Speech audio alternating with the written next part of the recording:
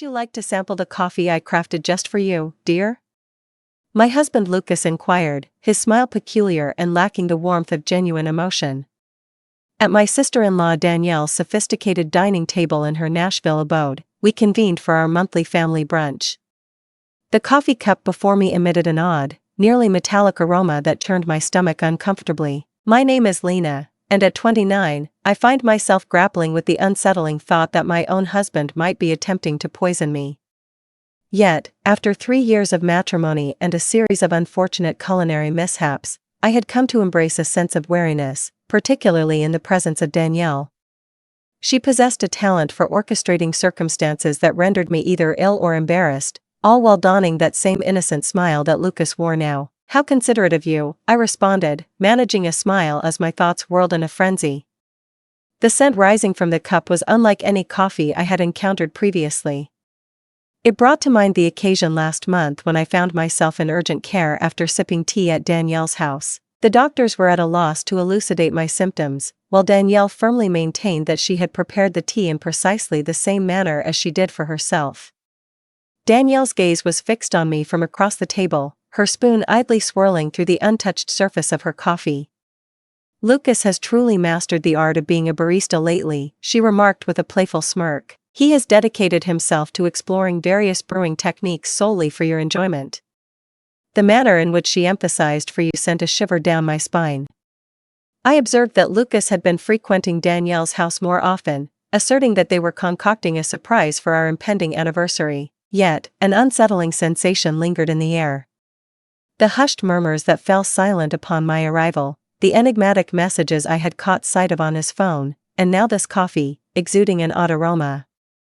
I raised the cup to my lips, feigning a sip as I observed their faces intently. Lucas and Danielle shared a fleeting look that validated my doubts. I feigned a casual glance at my phone before rising to my feet with sudden determination. "Ah, would you take a glance at that? I must place a brief call for work purposes. Danielle, would it be alright if I utilized your study?" As I ambled by Danielle's place setting, I feigned a stumble, swiftly exchanging our coffee cups amidst the flurry of regaining my balance. "I sincerely apologize," I declared, rising to my full height. "At times, I can be quite the clumsy one." Danielle dismissed my apology with a constrained smile. "Please be careful not to damage anything in the study." I nodded and rushed off, my heart racing wildly. From the threshold of the study, their figures remained visible at the table. Now, all that remained was to bide my time and observe. From the threshold of the study, I observed Danielle raise the coffee cup to her lips, and a wave of anxiety tightened in my stomach. A part of me yearned to intervene, to caution her, yet an insatiable desire for the truth compelled me forward. I had endured countless nights in emergency rooms, countless hours bent over in agony, each time following a meal shared with them. It has not always been this way. 3 years ago, at a friend's wedding in Nashville, I encountered Lucas, who exuded charm and attentiveness. Danielle had appeared warm and inviting, extending her hand to include me in family gatherings and generously offering her assistance in planning our wedding. Yet, in hindsight, the warning signs were unmistakable. Her knack for unintentionally drenching my dress at pivotal gatherings, or the way my meals invariably turned out overseasoned whenever she lent a hand in the kitchen, was nothing short of remarkable. The incident began with subtlety, a slight discomfort in the stomach, perhaps an innocuous allergic reaction lurking in the shadows. Lucas was perpetually equipped with a justification. Perhaps it was a dish you indulged in earlier, or you might be on the verge of falling ill. Yet, the pattern was starting to emerge with clarity. 2 months ago marked the low point, as I found myself in the hospital following a breakfast at their home. The doctors discovered traces of an unidentified substance in my system, yet Lucas managed to persuade everyone that I must have ingested some expired medication. I clutched the doorframe, my gaze fixed on Danielle as she savored another sip of her coffee. Lucas tapped away on his phone, an air of indifference surrounding him. The untouched cup, now cold, lingered on the table where I had abandoned it. The metallic scent clung to my nostrils, sending a shiver down my spine. A subtle quiver in Danielle's hand drew my gaze. She placed the cup on the table, her complexion draining of color in an instant. "Lucas," she said, her voice trembling. "There seems to be an issue."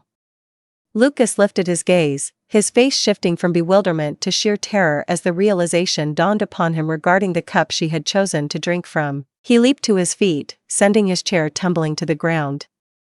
"Danielle, what is unfolding?" Danielle's hand shook uncontrollably now. "I do not. I sense." She attempted to rise, yet faltered, clutching the table's edge for stability. "Lucas, what did you add to that coffee?" I emerged from the study, my phone poised and capturing every moment. Lucas stood next to Danielle, his complexion pale and drawn. "That wasn't meant to be your cup," he murmured, yet in the stillness of the dining room, his voice resonated with clarity. Danielle's eyes grew large, a mix of realization and fear washing over her. "Call an ambulance," she gasped, collapsing onto the floor. "I beg you, I simply cannot."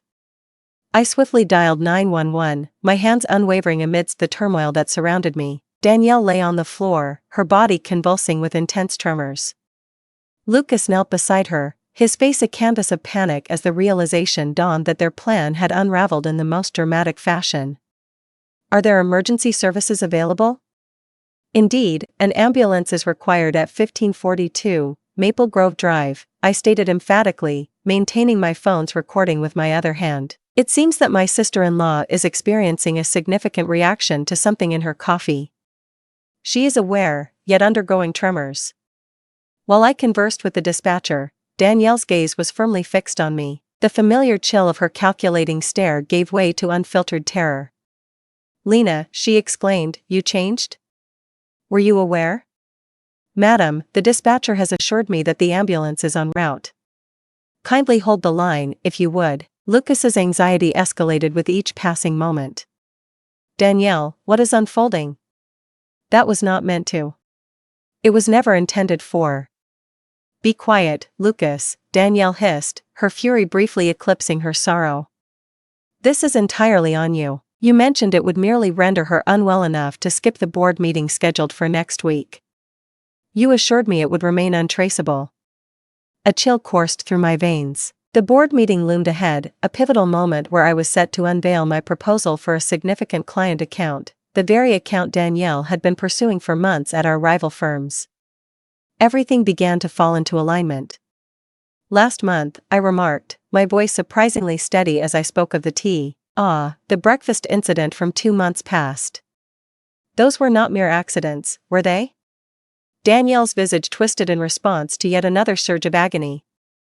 "The tea, intended to anchor you at home during the Johnson contract presentation, yet you chose to venture out regardless." She grasped her abdomen, bending at the waist.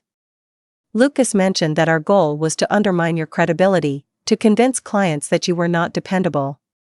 The air outside was permeated by the wailing of sirens. Lucas rose to his feet, retreating from our presence. "Danielle, please refrain from speaking. Your words reveal a lack of understanding." "I know exactly what I'm saying," Danielle spat, her words laced with a slight slur. "For months now, we have been meticulously crafting our strategy, ever since Lena began to eclipse my performance at every client meeting. It was your responsibility to ensure she consumed it today." The paramedics surged through the front door, and I swiftly moved aside, allowing them the space to perform their duties. As they carefully placed Danielle onto the stretcher, I paused the recording, swiftly sent the video to my private email, and then forwarded it to my lawyer. Lucas remained motionless, observing the disintegration of his meticulously crafted scheme. "I will accompany her to the hospital," I informed the paramedics, my tone resolute. "Ultimately, it is essential that my sister-in-law receives the appropriate care she deserves." I locked eyes with Lucas, his expression a mix of fear and uncertainty, and I have no doubt the doctors will be keen to uncover the mystery behind that coffee. The emergency room at Nashville General Hospital buzzed with urgency as doctors hurried to attend to Danielle.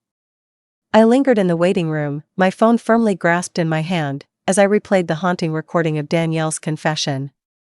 The quiver in her voice, the fear reflected in her eyes, it was all the proof I required to confirm that this was more than mere paranoia on my part. "The family of Danielle Anderson, a nurse, has been summoned." I rose, acutely aware of Lucas' noticeable absence. He had muttered something regarding the car's parking 2 decades ago and had yet to make his reappearance. "I am her sister-in-law," I declared, trailing behind the nurse as we passed through the double doors. What is her condition? She has reached a state of stability, yet troubling levels of toxins have been detected in her system. The nurse wore a solemn expression. The doctor wishes to discuss some unexpected results from her blood work with you. Dr. Grace Whitman, a statuesque figure with strands of silver in her hair and piercing eyes, stood poised by Danielle's room.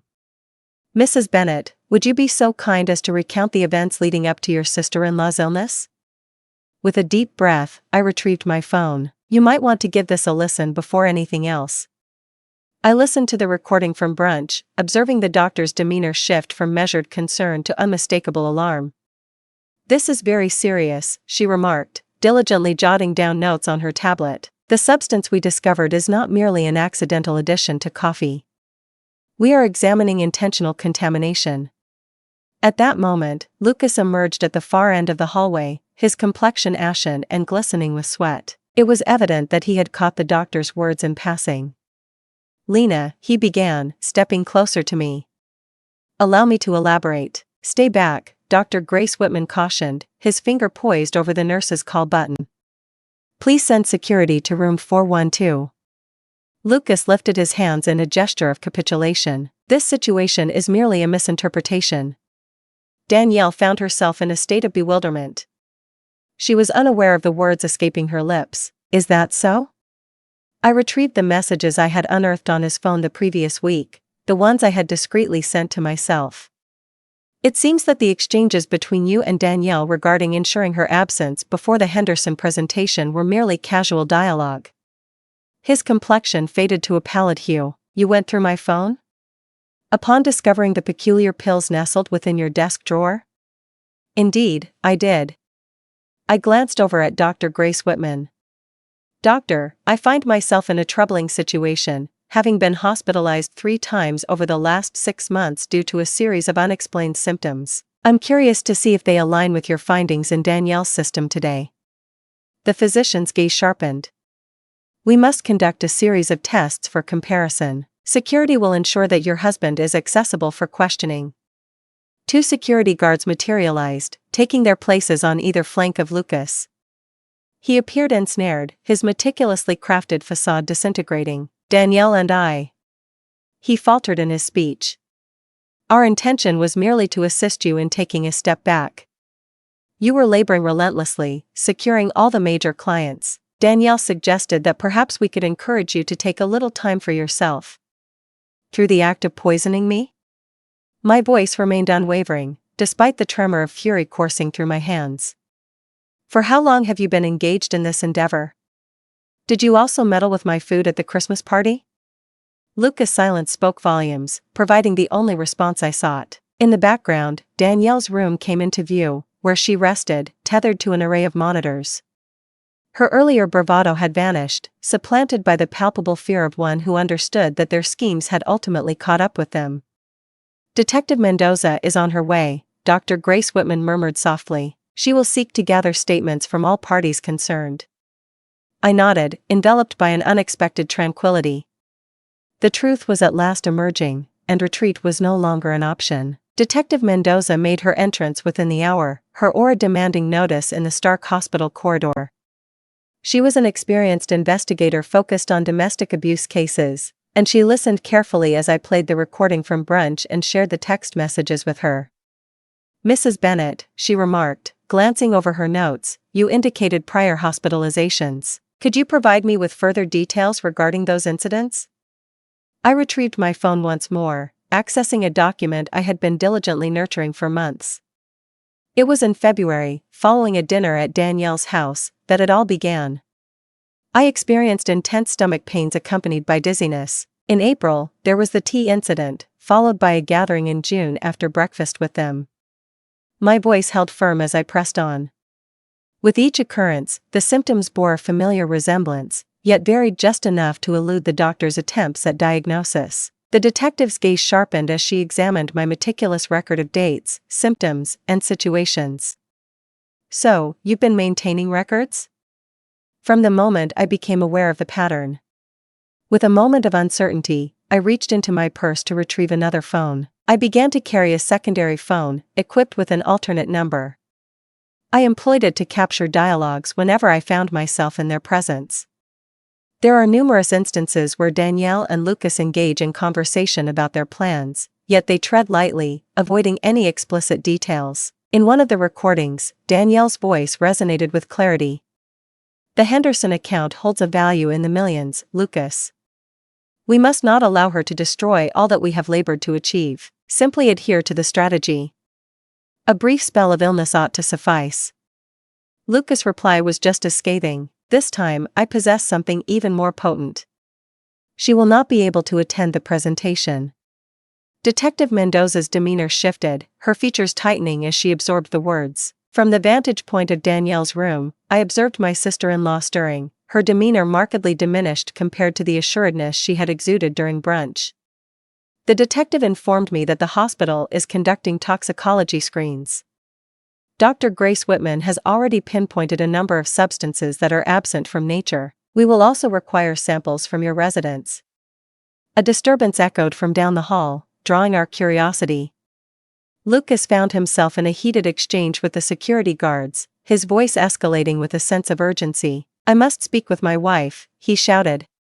"Lena, you must see, our intentions were to shield you."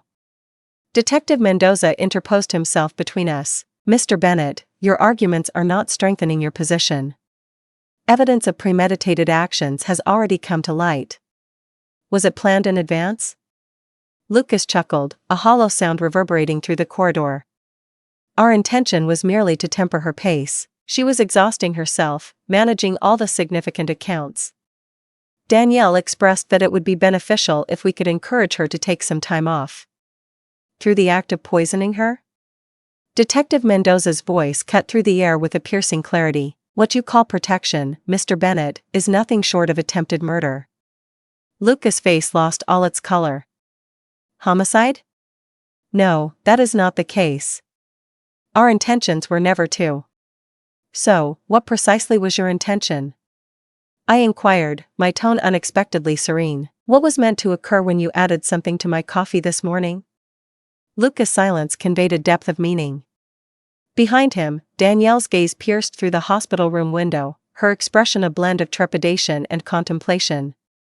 I found myself contemplating whether she was attempting to craft a narrative, to justify months of calculated harm as a misguided effort to assist me. "We require both of their phones," Detective Mendoza instructed the security guards, "and I want officers stationed at each entrance. No one is permitted to depart until the toxicology results are in hand." Dr. Grace Whitman stepped into Danielle's room, a tablet clutched in her hand, her face etched with concern as she examined the test results. Detective Mendoza and I trailed behind, leaving Lucas stationed outside with the guards. Danielle made an effort to sit up straighter in her hospital bed, yet the tremor still lingered, refusing to fully fade away. Dr. Grace Whitman announced the toxicology report, revealing elevated levels of several substances, her voice carrying a clinical precision. "The presence of a specific compound, commonly employed in pharmaceutical testing, raises significant concerns. This is not information that should be available to the general public." Danielle's complexion drained of color. "That is simply unfeasible." Lucas remarked that it was merely a trigger for mild symptoms. "Subtle indications?" Detective Mendoza interjected, pulling out her notebook with purpose. "Similar to the experiences your sister-in-law has gone through in the last 6 months." The door swung open, revealing another detective who stepped inside, clutching an evidence bag tightly in hand. In Mr. Bennett's office desk at the Anderson marketing firm, we discovered several small bottles adorned with clinical labels, accompanied by meticulous notes detailing dosages and reactions, he reported. A wave of weakness washed over my knees as the enormity of their plan dawned on me. "Were you recording every detail? Is this akin to an experiment of sorts?" Danielle protested. "It wasn't like that," though her voice betrayed her with a slight tremor. "Our task was simply to monitor what proved effective. The initial endeavors proved to be insufficiently effective. You continued to attend the meetings regardless." Detective Mendoza concluded, scrutinizing the bottles, that the dosages had indeed been increased. "Were you aware that these substances can become deadly when present in elevated concentrations?" Silence enveloped the room. Lucas, barely discernible through the window, collapsed into a chair in the hallway, his head cradled in his hands. The Henderson account, I remarked with deliberate slowness, as the pieces began to align in my mind. It transcended the mere confines of that presentation, didn't it? You required my permanent absence because the client had explicitly chosen me as their lead. Danielle's expression twisted into a blend of rage and trepidation. You were destroying it all. After years of cultivating that client portfolio, you arrive on the scene, and suddenly, it seems everyone is drawn to you instead. Lucas claimed he had the ability to repair it, through my demise? The words lingered in the atmosphere, thick with blame. Our intentions were not to. Danielle began to speak, but Dr. Grace Whitman interrupted her. Text, the doctor stated, looking directly at Danielle, that the concentration in the coffee she drank today was significantly higher than the previous samples we've analyzed from Mrs. Bennett's earlier hospital visits. Had she ingested it, the consequences could have been dire, perhaps even lethal. Detective Mendoza cast a glance at the other officer. A comprehensive warrant will be required for both their residences and workplaces, along with reaching out to the pharmaceutical company indicated on these bottles, discover the methods by which they acquired these substances. Danielle sank into her pillows, the struggle ebbing away from her expression. It was never meant to reach this point, she murmured. Lucas insisted that all we required was one final attempt. I approached her bed, my voice unwavering even as my hands quivered slightly. With each bout of illness, every missed meeting, every lost client, you stood by, observing, meticulously recording the impact of your venom on my life. What sort of individuals does that render you? The ensuing silence was overwhelming. Outside, the sound of Lucas being read his rights reached my ears as more officers arrived on the scene. Danielle's eyes were fixed on her hands, avoiding my gaze entirely. Detective, I declared, pivoting away from my sister-in-law, I am prepared to present my formal statement now. The trial unfolded over 3 weeks, yet it seemed to stretch into an eternity. Each day, I found myself in the courtroom, observing the prosecution as they meticulously unfolded their case against Lucas and Danielle. The evidence loomed large, the bottles retrieved from Lucas' office, meticulous notes chronicling each poisoning attempt, and the recorded conversations along with text messages that laid bare their scheming intentions. Their demeanor throughout the proceedings was what captivated my attention the most.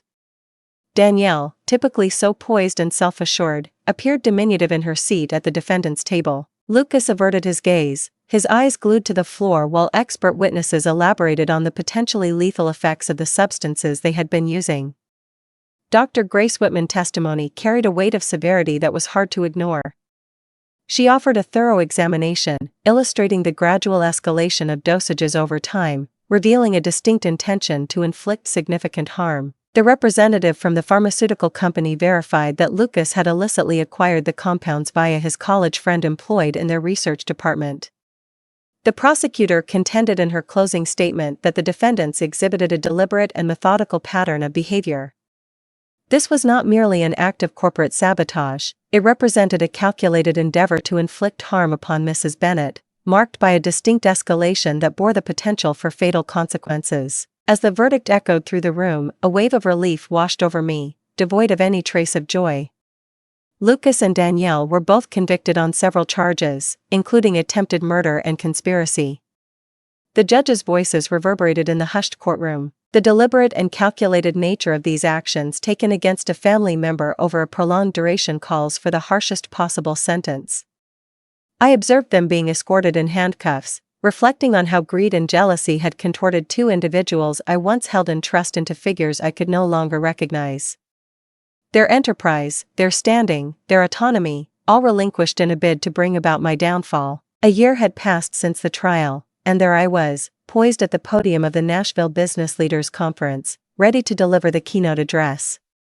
The irony was not lost on me. This was precisely the opportunity Danielle had sought to thwart in my pursuit of success. The Henderson account, a prize that she and Lucas had fervently sought, opened the door to numerous other significant clients, solidifying my position as one of the leading marketing executives in the area. Success transcends mere talent or diligence, I started, gazing out at the multitude of faces before me. It revolves around integrity, the art of cultivating authentic connections rooted in trust. I took a moment, allowing my words to resonate. At times, the most formidable obstacles to our achievements arise from those we hold dear, yet navigating through these trials fortifies our resilience. Following my speech, a number of young professionals came forward, eager for guidance. A woman, her gaze alight with resolve, inquired about the way I had preserved my calm amid the turmoil. I concentrated on the aspects within my grasp, I conveyed to her. I collected proof, relied on my intuition, and would not allow fear to hinder my pursuit of aspirations.